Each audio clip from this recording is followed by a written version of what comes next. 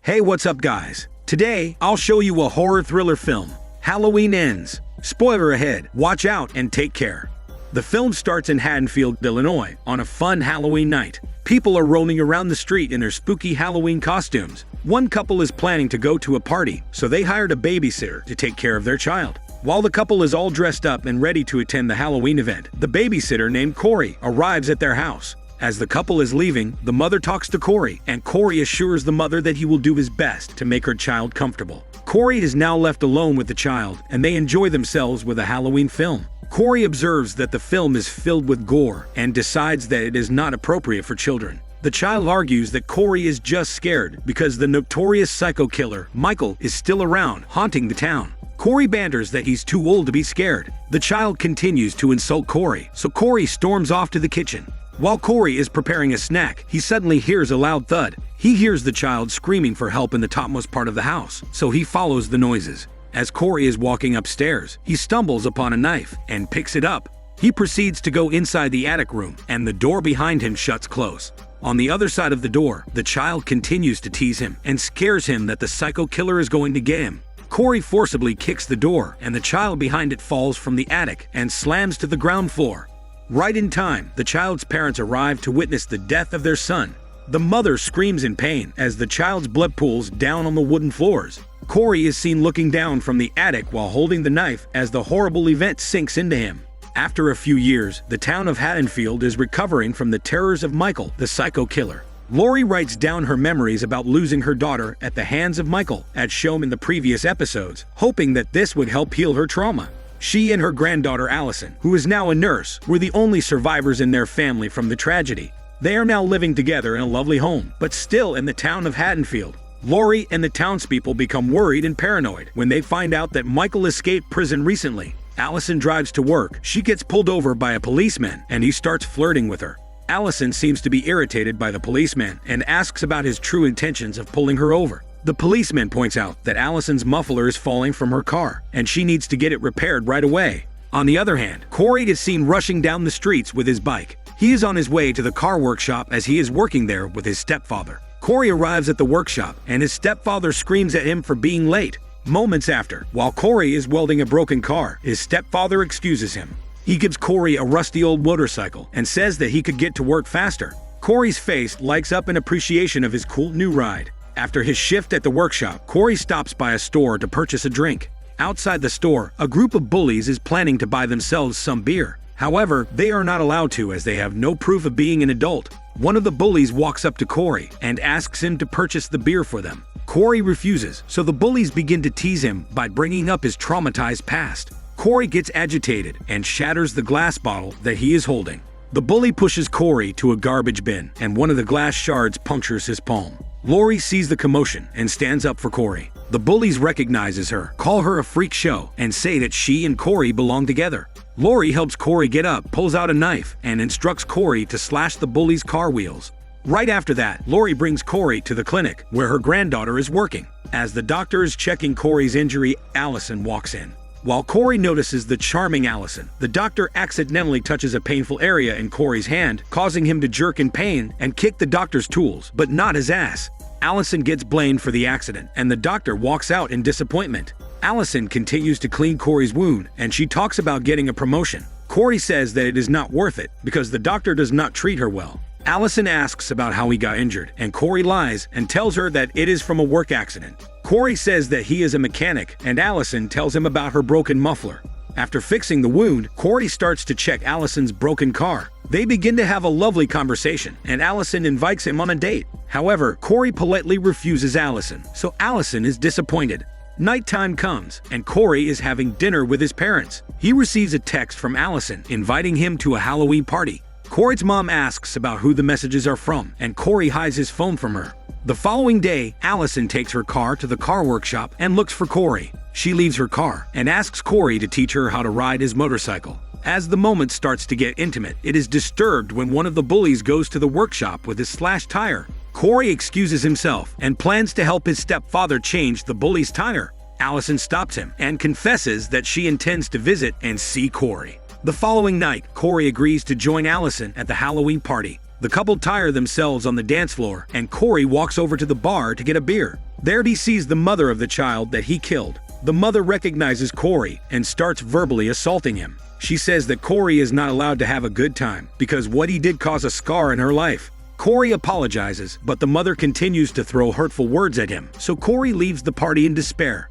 Allison goes out to comfort Corey, but it ends up in an argument. Allison cries herself as Corey leaves him. Corey walks alone, and the group of bullies sees him and bullies him again. When Corey stands up for himself, one of them pushes him off the bridge, and Corey falls to the creepy abandoned lot.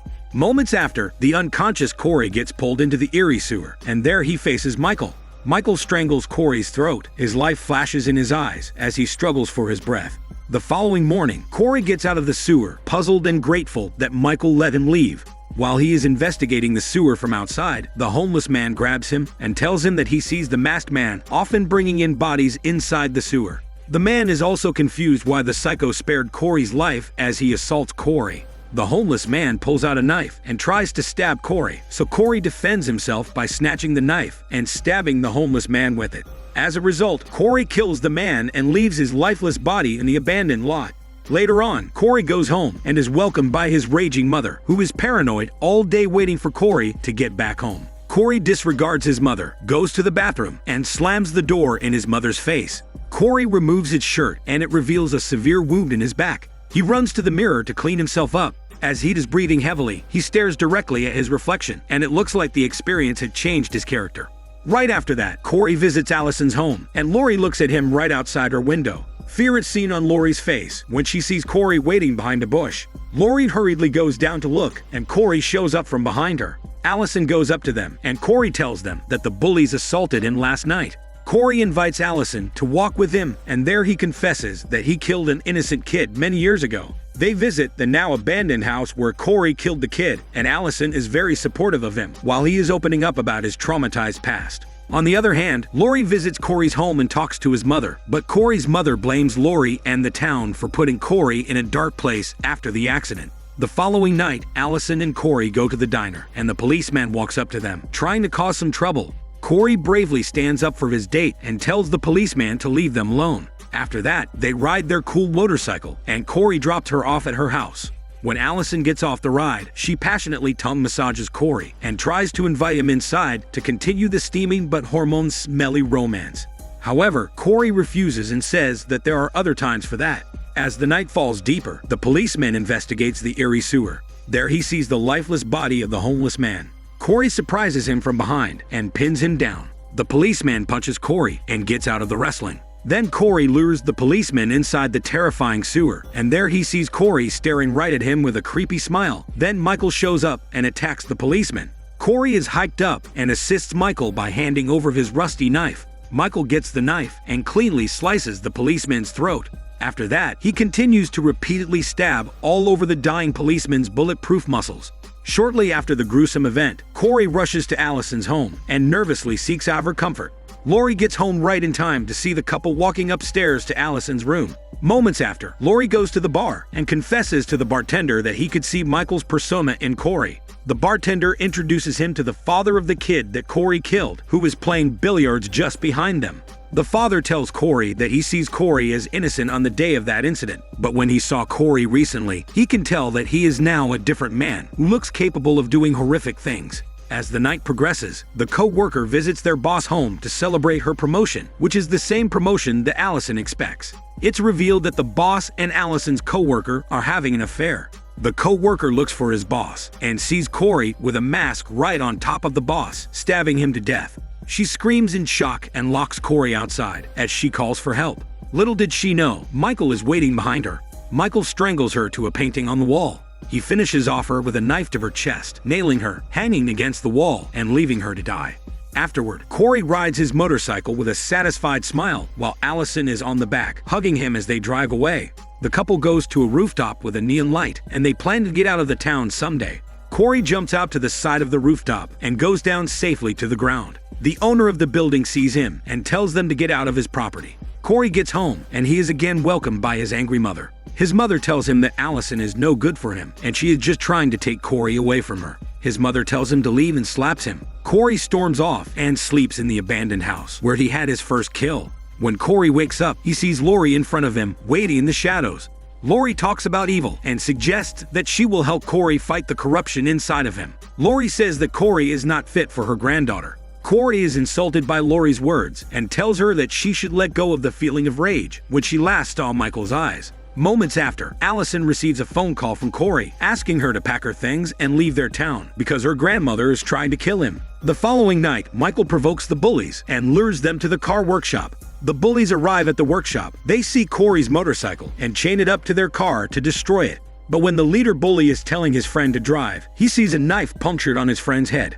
The other bullies run their smelly ass away in fear and get out of the gate, but Corey runs them over using a truck. One of them is stuck on wire fence under Corey's truck. The leader bully screams for help from Corey's stepfather, who is guarding the workshop. The stepfather grabs his guns and arms the leader bully. The stepfather goes out to help the bully trapped under the fence, and the leader bully sees Corey behind them. The leader bully aims for his gun, but the stepfather recognizes Corey, so he tries to protect him, but ends up getting shot in the head and dies.